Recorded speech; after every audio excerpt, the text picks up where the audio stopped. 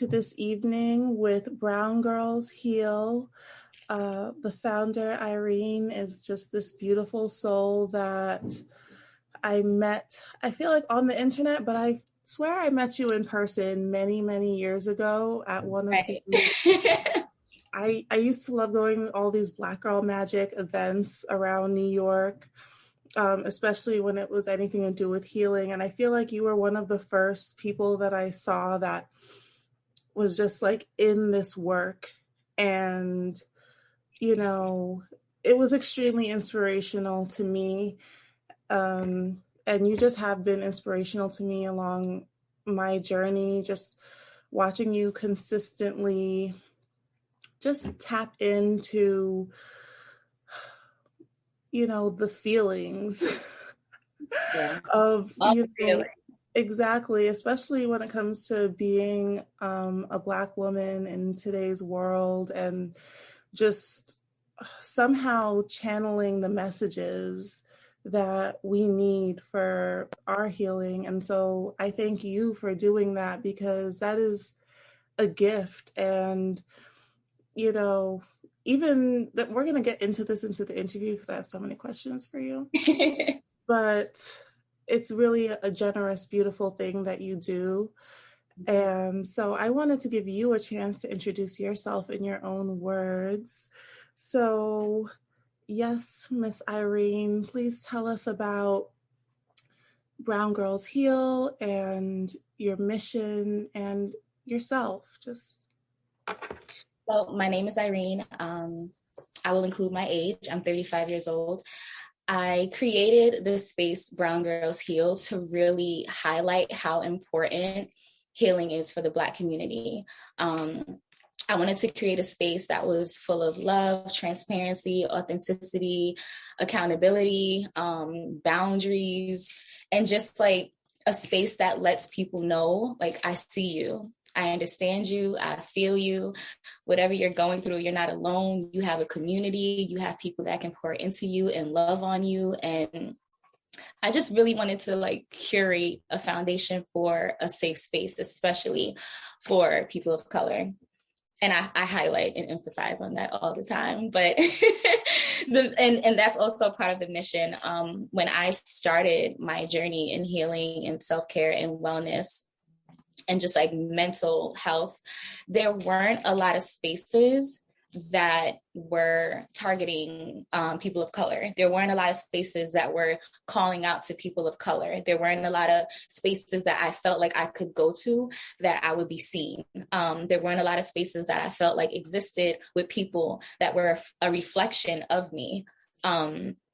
So I think, you know, and back in my day when I started my journey, I was 16 years old. So back in that time, there wasn't, you know, there was no MySpace, there was no Facebook, there was like Skonex and like, it was Skonex and like MySpace. So there wasn't a space where I can type in a hashtag like healing for Black folk and come up and find a community that I knew would understand and resonate and see me in the way that I needed to be seen. So that was a large part of creating Brown Girls Heal, was just like really targeting my people of color and just letting them know, like, I got you. I see you. I love you. I understand you. You are safe. You are seen. You are heard. You are loved, appreciated, and valued. That's like my mission for Brown Girls Heal. Yes, and we love and appreciate you for all of that. So I'm still more curious. So, where did you grow up? What were your influences growing up, and how did Brown Girls Heal come to be? Like, how did it become a business? So I grew up, I'm very spiritual, first of all, but I grew up in a Catholic family. And I was raised heavy in the church until I was about 16 or 17 years old. I started my journey in wellness and self-care after the loss of my grandfather. And that also kind of pulled me out of the church community because I started having a lot of questions that couldn't be answered. So leaning more towards spirituality kind of helped me navigate through a lot of the feelings that I was having towards, losing him, the way that I lost him, the entire situation surrounding the loss of him. Spirituality really helped me just like tap into myself and tap into, okay, I lost a really important person in my life, but there's ways I can honor him, even though he's not here in the physical form. There's ways that I can honor him. And also dealing with mental health, spirituality really helped kind of guide me and navigate a lot of the emotions that I was having. It helped me understand myself a lot more. It helped me love myself a lot more. So birthing Brown Girls Heal was kind of easy, because a lot of the experiences I chose to go through them alone, because, like I said, there wasn't a community that I felt safe in outside of my immediate family. So creating Brown Girls Heal, again, easy, because it's like, I've been there. I know what depression is like. I know it not feeling like you have a community is like. I know what feeling like you can't talk to someone is like. So let me create this space where people can do exactly what they feel like they can't do. And that's be themselves in their truest and most vulnerable state. Okay, claps, claps, snaps, snaps. Thank you so much for doing this. So one thing that came to mind while you were speaking is, so you mentioned boundaries earlier, right? And everyone who creates space for other people, you also have to have your own boundaries to make sure that your cup is always full, and that, you're able to pour into yourself and have the energy to pour into yourself. So what are some ways that you create boundaries as a community facilitator and as someone who creates, safe spaces? I think a part of my boundary is always putting myself first. Always putting myself first, always making sure that I take time out to pour into myself. A part of my boundary is not allowing people that don't align with the life that I'm trying to create, and the peace that I already have in my life, and the happiness that already exists in my heart, and the love that already exists in my heart. A part of that boundary is not allowing people to kind of penetrate that, and not allow people to disturb the spaces that I've worked really hard to build as a safe space, which is myself. So that's a part of my boundary. A part of my boundary is saying no. That's possibly my favorite boundary. And I'm not even going to lie to you. It took me I'm 35. It took me about 30 years or 15, because my journey started at 16. It took me about 15 years to actually understand how powerful saying no could be simply for yourself, how catering to yourself saying no is. A part of my boundary is knowing that when I can't hold space for people. When I do anything, I like to do it with all of me. I like to do it with all of my intention, all of my heart. So if I can't, or if I'm not in the space to give someone all of me, that's a part of my boundary. Making sure that my cup is always full is also keeping people around me that can lift me up and that can pour into me when I'm not my best. I read a quote the other day, and it said, you love my energy, but what about times where I don't have the energy? Will you still love me then? And I hold on to that quote. And that's also part of my boundary, making sure that I have people that see me and that can pour into me. But most importantly, my boundary is putting myself first.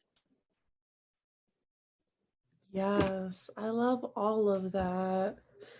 That was definitely, I was taking notes and tips. Okay. One thing that really struck me from what you were saying is that it's this knowing, and getting to this point of knowing yourself, knowing what gives you peace, and then having gratitude for those things. I think that's, at least like in my journey, what I've seen, or what has clicked in like maybe the last couple of years, is that gratitude is so important, because you really have to intentionally show value to the things that you want to keep in your life, such as Yeah. your peace of mind. Okay.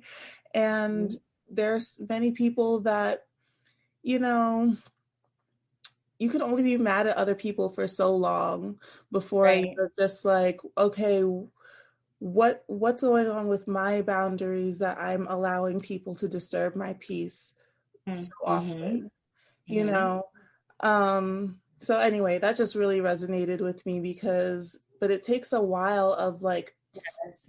getting to know yourself. And that's one thing that I'm hoping that, we can dig a little deeper with the challenge, is like these journaling prompts, and really putting down on paper, like, how are we feeling about ourselves? What do we think we Right. know about ourselves? What are the stories that we're telling about ourselves? And are they Yeah. true? Mm.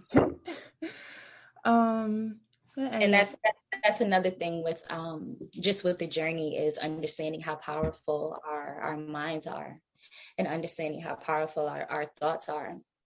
And that's why one of the self-care, and I know we're going to talk about self-care, but one of the things that I do first thing in the morning is I give thanks.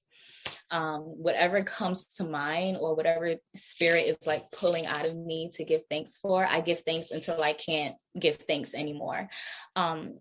And I also give thanks for the things that I do not have, the things that I want to manifest in my life. I give thanks for the things that I don't have. Showing appreciation just for life in general, because I realize that that really sets the tone for how the rest of my day will go. I try not to have conversations as soon as I wake up. I don't have conversations as soon as I wake up in the morning, unless there's maybe about a select 5 people that could catch me on the wake up, but it's because I always know where their heart is. I don't have people in my life that I have to question their intention or question, their heart space.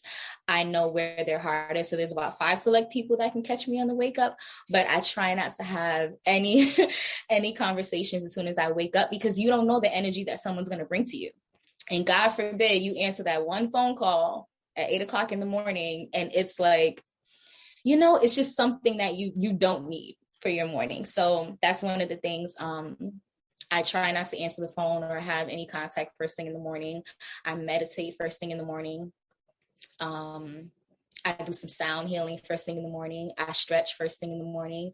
I read affirmations first thing in the morning. I do a little bit of mirror work first thing in the morning. I hug myself. It might sound weird, but I hug myself. I do. I hope everyone's writing this down, because this is the morning routine right here. Everyone's always like, what's your morning routine? I'm like, I need to borrow this, and this, because I do a couple of those things, but I feel like we could always be better. And you're absolutely right. Like, how you start your day, it just sets the tone.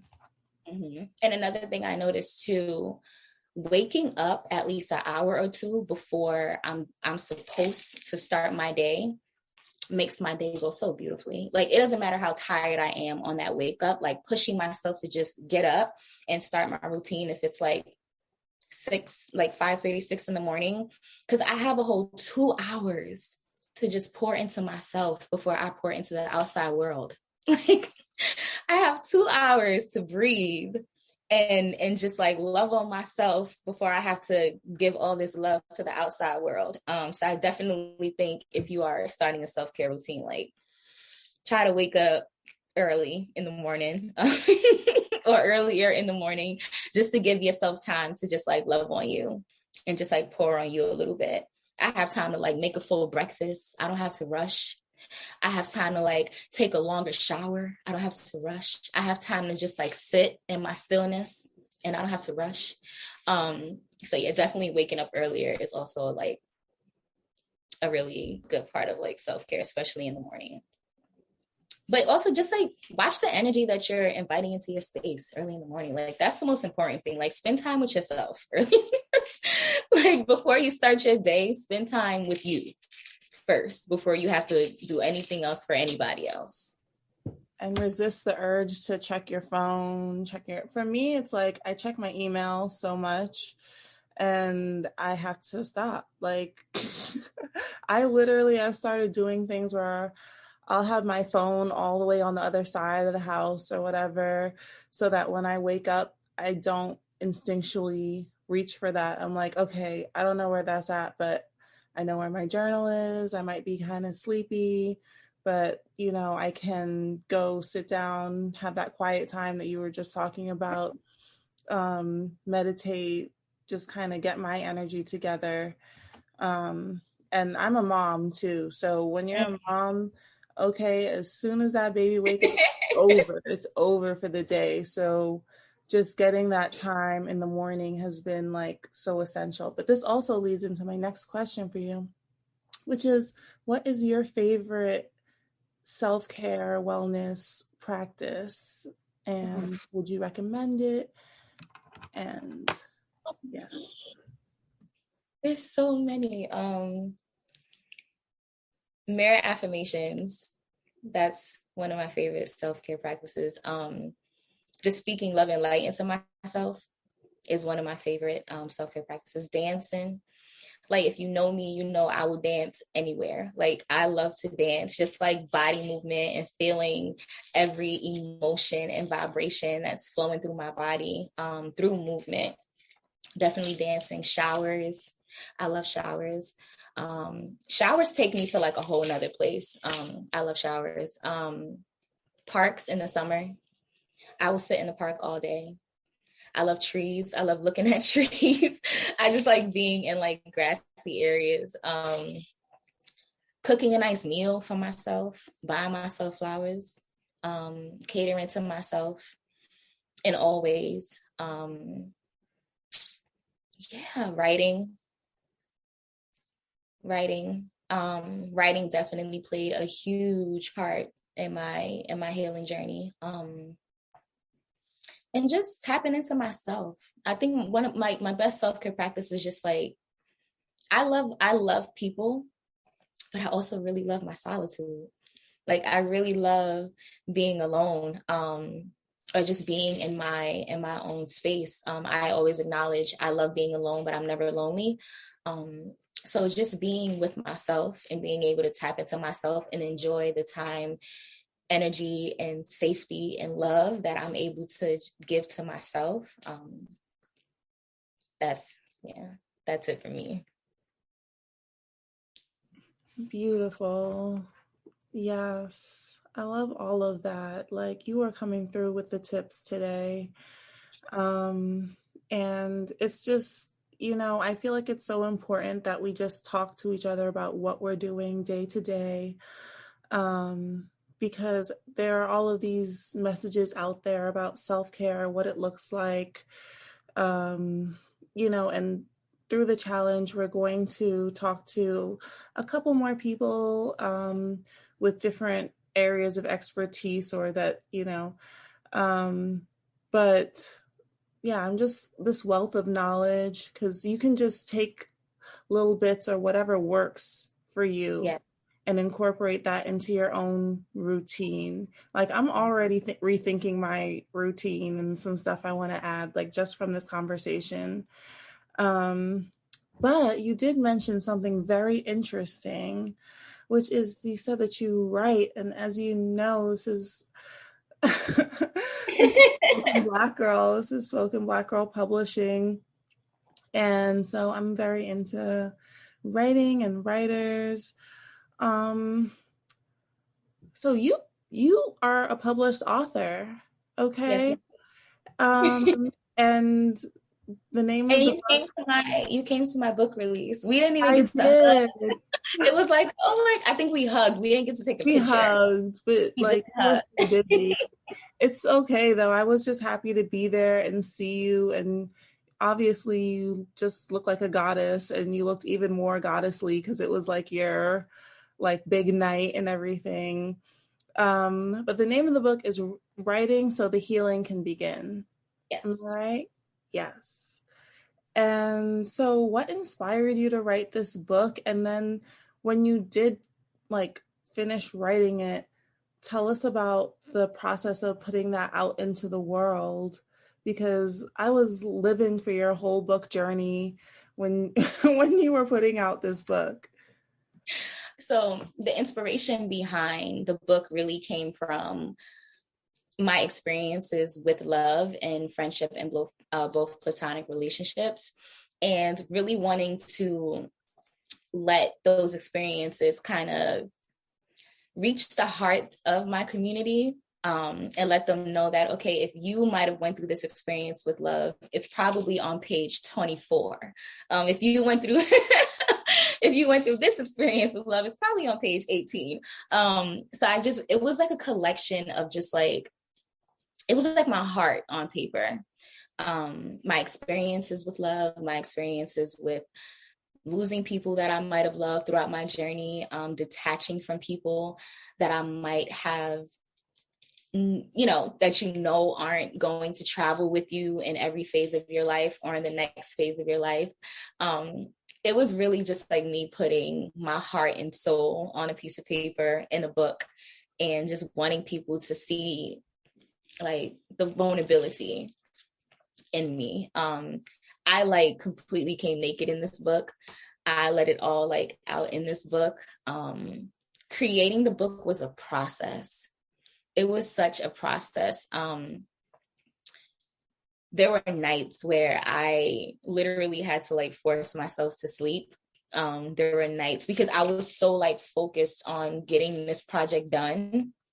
But I think just about the book, it's a compilation of poetry and love notes, just about my experiences with love, my experiences with losing love and gaining love, but most importantly, my experience with gaining love for myself and relearning myself throughout the journey.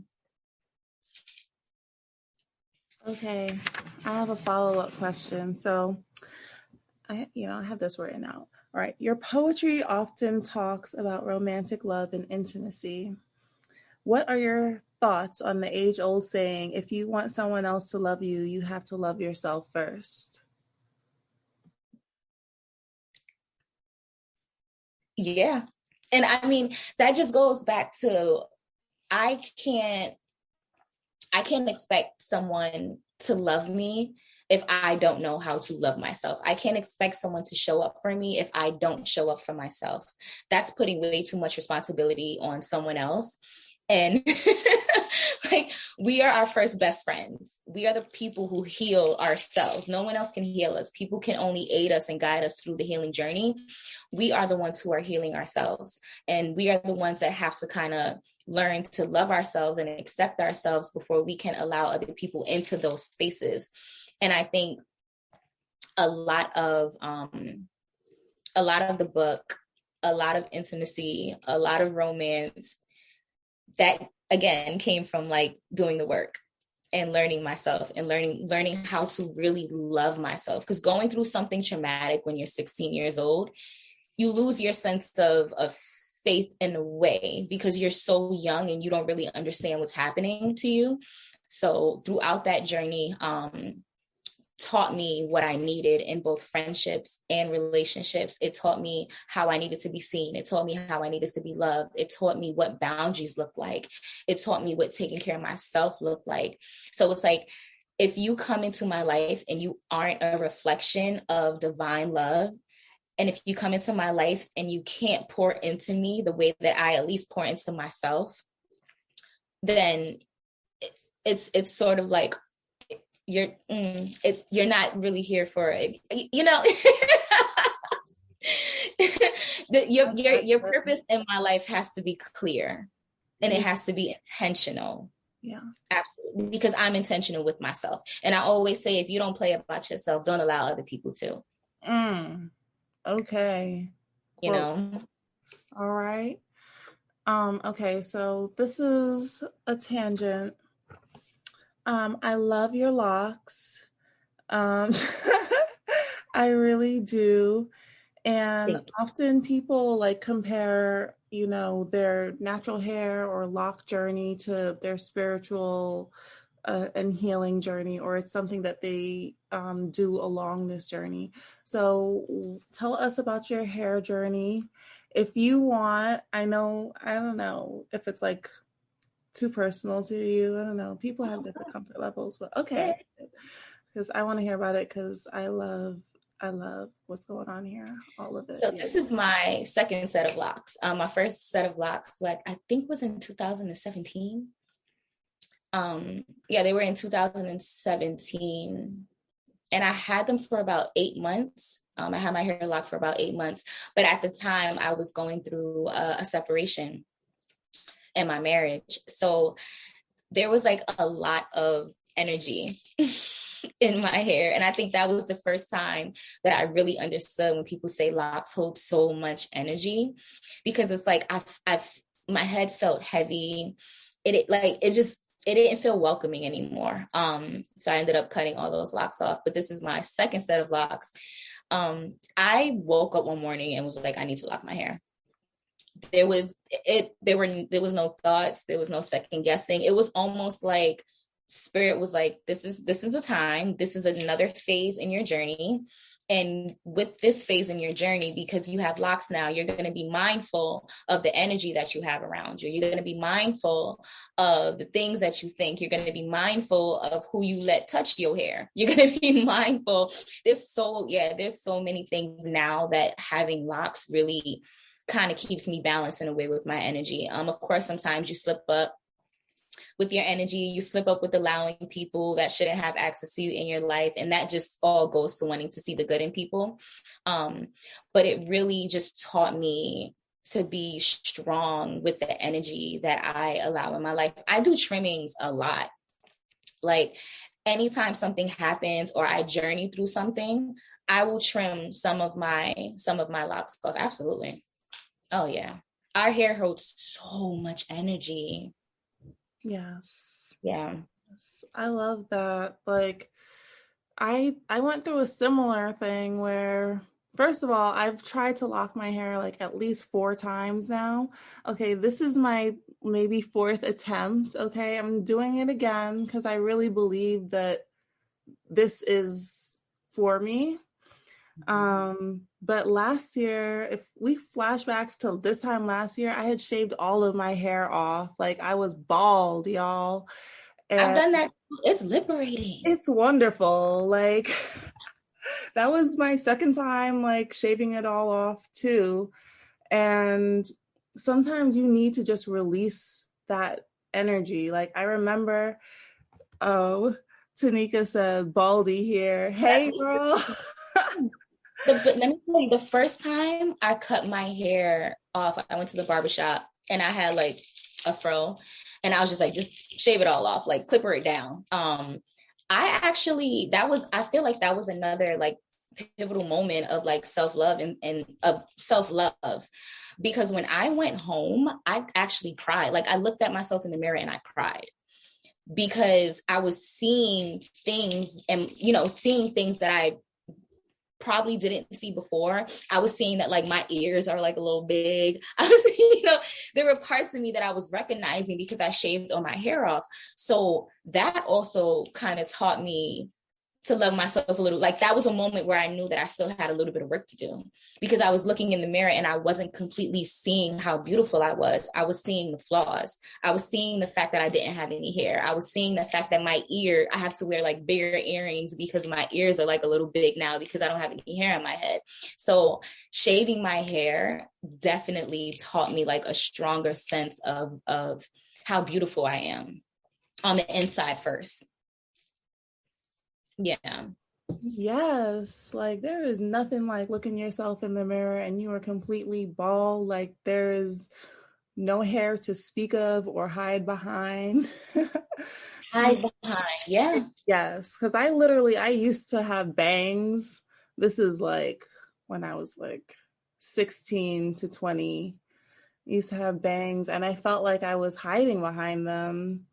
And also the other thing with locks and just like that natural hair journey in general is like, you're going to have to love whatever texture is coming up out of your head right now. Like, and love that, look in the mirror and love that every single day. So that's one of the things that, self-love, self-care, all of that, it takes a certain amount of, discipline too. Perfect word. Yeah, because there are going to be tough days.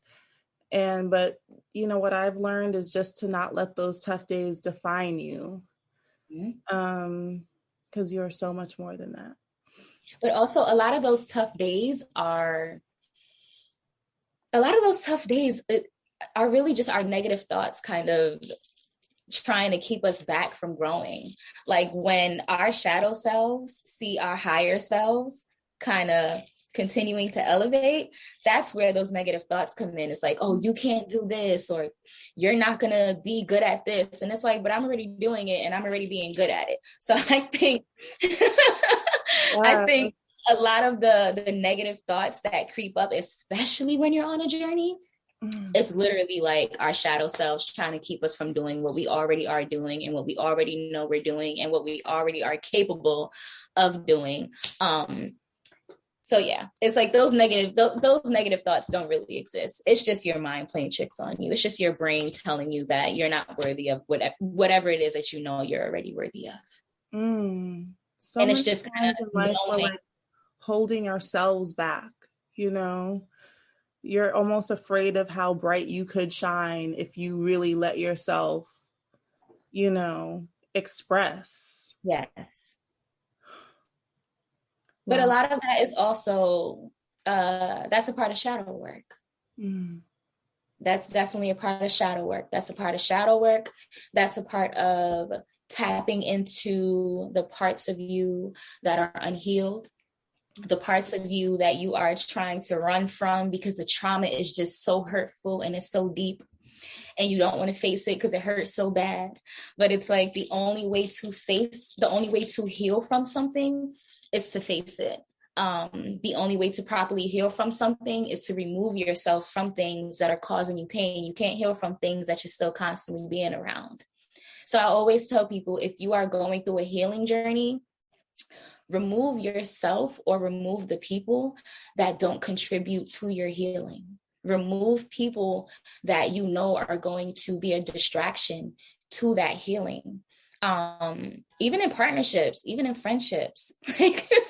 If you're going through something in a partnership, if you're going through something in a friendship and you feel like you need to kind of heal from certain things in that friendship, it's okay to remove yourself. That's one of the biggest things in self-care, is removing yourself when you recognize that things are no longer serving you, things are no longer in alignment with you, and things can no longer or aren't in this time and space benefiting your growth and your higher good. That's the biggest act of self-care and the biggest act of love, is letting people go when they no longer serve you. Yes, it is. And it's so brave. It's so brave to do that, because it's not easy, but you can, you're capable. You can do it. You have everything it takes already within you. And I love what you were saying about just noticing when your trauma is popping up. Like sometimes, like, if you catch yourself just acting a certain way and you're like, what is going on? And then you're like, oh, wait, I'm triggered because they said this or this happened. And now, I'm going into this mode of old me when I was in some past situation and how I reacted. And, and it's just, one reason that people are so into like meditation and mindfulness, like I'll say even for myself, I'm very into like mindfulness, because you have to check in with yourself, especially when, something is popping up, and then those pop-up moments, they add up and start affecting your life and everything going on. So we have to really like remain present with ourselves, hold space for ourselves intentionally, whether that's, the early morning wake up, or like for me, sometimes I'm just up at night and I just feel like that is my other time where I'll journal or create. I like to paint and just do a whole bunch of different stuff. But just really taking that moment to check in, like, how am I feeling? How was like today? What was that incident that came up, and like, why did it bother me? And, you know, and most often, like you said, it's, you're trying to grow. Like, we have this natural ability and progression where we're always, you know, becoming our greatest version. And there's going to be some resistance to that because it's not, you know, exactly compatible with who we were yesterday. So yeah, it's a journey, y'all. It's a journey. Let me see. I have a couple more questions for you, and then everyone, thank you for being here. We're going to open up the floor to questions for EyeReene, as well as just comments and conversation. But you know what I would also say? Another really good thing that I do, a part of self-care, is crying. I cry a lot. I cry multiple times a week. Absolutely. When things, and it's not because things are affecting me. It's because sometimes, let's say you have a bad day today and you aren't able to get it out the way you need to get it out. Then Wednesday comes and then something else happens. Like, I'm the type of person, I refuse to allow things to pile up on my heart. I can't allow things to pile up on my heart.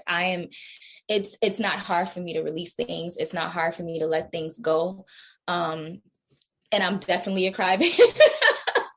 I'm a cry. Like, I will cry at happy children and puppies playing. I cry a lot, but I also recognize that part of my vulnerability has helped me just in releasing things. Like, I like my heart to feel clean, and I like my heart to feel light. I don't like my heart to feel heavy, because that's where anxiety comes in. And although anxiety, that's another thing with following your intuition and anxiety. Anxiety is such a gift and a curse. It's like, I love my anxiety because it keeps me aware of when things are not for me. It keeps me aware of when situations are not safe. It keeps me aware of when I'm walking into something or I'm around something that isn't healthy for me. And I always say, like, our bodies are our biggest, like, intuition guide. The feelings that we feel inside when we have certain conversations, we are around certain people, that's a blessing. Like, our bodies having the ability to send us those signals is a blessing. So yeah, I just wanted to say that, like, crying for me is a way that I definitely, like, release things, or release whatever's, like, on my heart. So you seem to be like just a natural crier. But what do you have any suggestions for people who, like, find it hard to cry, or find it hard to kind of, like, open up and let go in that way? Ooh. Find it hard to cry. Wow. I think finding it hard to cry, I'm wondering if that goes back to not wanting to feel what you need to feel. Because that's a good one. This is us. I'm wondering if that goes back to, like, not wanting to be in those feelings and kind of avoiding those feelings. But I usually, honestly, I will play music that resonates with what I'm going through and feeling at that time. Or I'll watch, like, the other day, I don't know if you know that Tyler Perry movie, Diary of a Mad Black Woman, the church scene where they all were singing in church, and then the mom came in, and then the husband, like, limped up to begin. I watched that scene the other day, and I was in here like I started tearing up, because that's, like, one of my favorite scenes in the movie. But then as I'm tearing up, I started, like, actually crying, like, going into, like, heavy cry mode. And in that moment, I was like, oh, I clearly needed to release something that I didn't know I needed to release. But if you're unable to cry, I don't know, again, that goes back to, I'm wondering if that's just, like, avoiding what you're feeling. But if you just want to, like, spark that emotion, I always, like, watch one of my favorite, like, scenes from a movie, or listen to music that resonates with what I'm going through at that time. I think that's great advice. Like that's something I've done is just watch really sad scenes or some, not even sad, but just something that makes me emotional. And like, you know, that works for me. But I just want to say that because a lot of times, you know, as Black people, as Black women, we're conditioned to not always want to show our emotions or be like too vulnerable or cry a lot or seem weak in some way. Um, so yeah. I don't conform to the strong Black woman narrative. No, done. I don't It's conform to done. Let's Mm-mm. throw it away. Throw the Yeah. whole thing away. My strength, my strength doesn't come from the things that I've been through. My strength doesn't come from like having depression at a young age. My strength doesn't come from having anxiety. My strength comes from my ability to go through certain things and still come out of those things with a pure heart, and still come out of certain things with the ability to still love the exact same way that I went into those things, or even stronger.